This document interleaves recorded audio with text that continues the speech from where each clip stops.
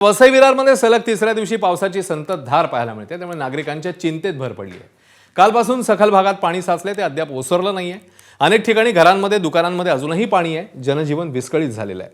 24 तासांपासून लाईट नाहीये, इंटरनेट सेवाही बंद आहे, मोबाईल फोनला नेटवर्क नाहीये, त्यामुळे अनेक अडचणींचा सामना इथल्या रहिवाशांना करावा लागतोय।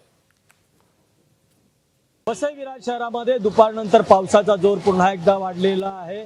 काल पावसानं अक्षरशः कहरच केलेला, अतिवृष्टीमुळे संपूर्ण जनजीवनच विस्कळीत झालेलं आज दुपारनंतर पुन्हा एकदा पावसानं आपलं रौद्र रूप धारण केलेलं आहे आणि त्यामुळे वसई विरारकरांच्या मनात धडकी भरलेली आहे।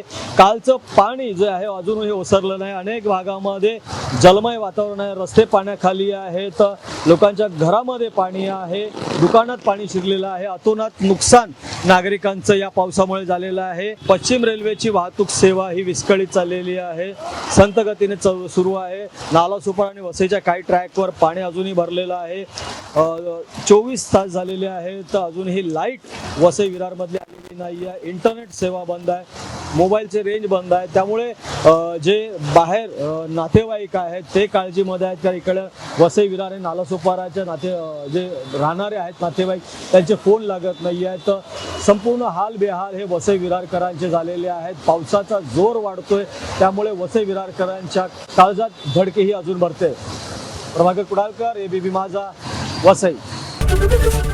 एबीपी माझा, उघडा डोळे बघा नीट।